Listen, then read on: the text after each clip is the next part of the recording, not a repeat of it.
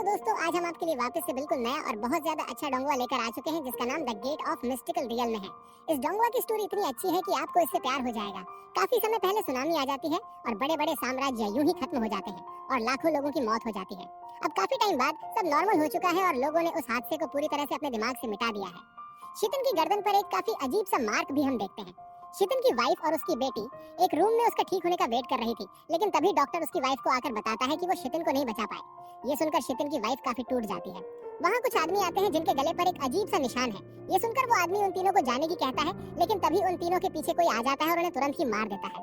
अब हम जिन फैमिली के हेड को देखते हैं जो अपनी 7 सिस्टर से कह रहा था कि वो ऐसे कैसे किसी आउटसाइडर को उस 7 स्टेज पाइल को दे सकती है। अब जिन जैन अपने भाई से कहती है कि वो जेक को आउटसाइडर कैसे कह सकते हैं, वो उसके हंदुअन का बेटा है और अगर शितिन ना होता तो आज जिन फैमिली इतनी रिस्पेक्टफुल फैमिली ना होती। इसलिए जिन जैन जेक को अडॉप्ट करने की कहती है, पर यह सुनकर फैमिली हेड भड़क जाता है।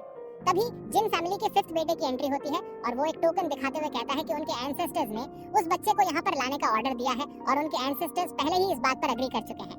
अब हम शिकाउन विलेज का सीन देखते हैं जहाँ जेक अपने दोस्त के साथ सूखी मछली इकट्ठा कर रहा था, पर एक लेडी उन्हें भगा देती है। इसलिए वो दोनों खुद मछली पकड़ने समुद्र में आ जाते हैं। जेक मछली पकड़ रहा होता है, लेकिन तभी उसे एक धीमी आवाज सुनाई देती है जो उससे मदद मांग रही थी। जेक उस आवाज के पीछे जाता है और उसे एक ऑयस्टर दिखता है जिसमें से पिंक लाइट निकल रही थी। जेक को लगता है इसमें कोई डीमन हो सकता है, इसलिए वो वहां से जाने लगता है। लेकिन तभी कोई इविल एनर्जी जेक को अपने वश में कर लेती है और अब जेक उस ऑयस्टर को खोलने लगता है। ऑयस्टर खुल जाता है और जेक को एक सी स्पिरिट दिखती है। एक लड़की उसे ऊपर लेकर जा रही है और उसके हाथ में एक डिवाइन पाइल भी रख देती है। जिसके बाद जब जेक की आंखें खुलती है वो अपने दोस्तों को अपने सामने पाता है और उनसे पूछने लगता है कि वो लड़की कहाँ गई। पर जेक का दोस्त जैन जेक से पूछता है कि क्या वो मछली बेचना चाहता है क्योंकि ये बाहर अच्छी कीमत पर बिक सकती है।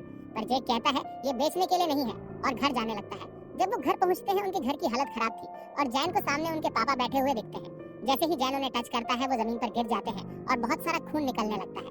ये देखकर वो तीनों काफी डर जाते हैं और जैक घर के अंदर देखता है जहाँ उसे एक मास्क मैन दिखता है और वो उन तीनों को घर के अंदर खींच लेता है। अब जेक देखता है कि एक मास्क मैन ने जैन की मदर के गले पर चाकू रखा है और ये देखकर वो तीनों काफी डर जाते हैं। तभी वो मास्क मैन जैन की मदर से पूछता है कि इन तीनों में से वो बच्चा कौन है। अब जैन की मदर की आंखें जैक पर रुक जाती हैं जिससे वो मास्क मैन सब समझ जाता है और वो जैन की मदर को मार देता है। ये देखकर जैक पंजर के पास जाता है और उससे पूछता है कि वे किसे परेशान कर रहे थे। वो उस मास्क मैन को मारने आगे बढ़ता है पर वो आदमी जैन को भी मार देता है।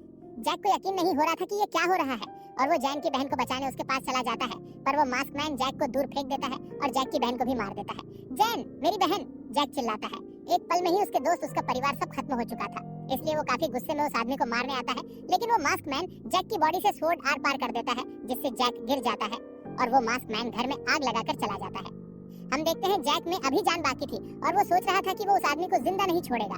तभी वो डिवाइन पाइल जैक के पास से निकलती है और जैक का ब्लड उस पर लग जाता है जिससे उसकी पावर एक्टिवेट हो जाती है और वो अपनी डिवाइन एनर्जी को रिलीज करती है। वो डिवाइन एनर्जी जैक की बॉडी में चली जाती है और जैक की सभी चोट ठीक हो जाती है।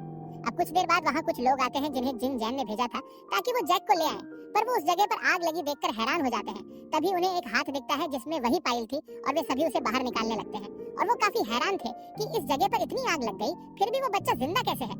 हम देखते हैं जैक को नींद में एक बुरा सपना आता है जिसमें जैन और उसकी पूरी फैमिली जैक पर इल्जाम डाल रहे थे कि उसकी वजह से उनकी मौत हो गई। तभी जैक की नींद खुल जाती है और वो सामने युआन को बैठी पाता है। जैक पूछने लगता है कि ये कौन सी जगह है।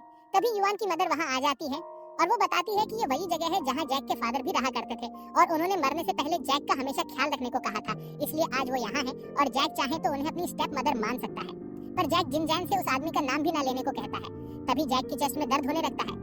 ये देखकर जिन जैन जैक से कहती है कि उसे ज्यादा बोझ लेने की जरूरत नहीं है क्योंकि उसके फादर जिन फैमिली की वजह से ही मारे गए हैं। पर जैक कहता है उसे उसके फादर या जिन फैमिली से कोई मतलब नहीं है, उसे बस यहाँ से जाना है।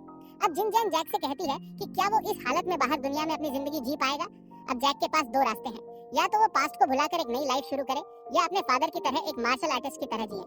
फिर जिनजैन बताती है कि एक मार्शल आर्टिस्ट की जिंदगी बॉडी रिफाइनिंग से शुरू होती है। फिर जिनजैन जैक को कल्टीवेशन के सारे रियल्म के बारे में बताती है और जैक से कहती है कि उसका टारगेट डिवाइन रियल्म तक पहुंचने का होना चाहिए।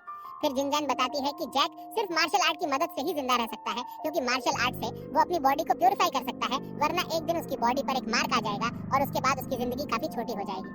जैक अपनी मरी हुई फैमिली को याद करता है और उनसे कहता है कि वो उनकी मौत का बदला जरूर लेगा। जिसके बाद हम कुछ साल बाद का सीन देखते हैं और अब जैक मार्शल आर्ट बनने के रास्ते पर निकल चुका है और वो अभी 11th रैंक पर है। क्या आप इस डोंगुआ के बारे में और कुछ जानना चाहेंगे, जैसे इसके पात्रों के बारे में या कहानी का अगला भाग?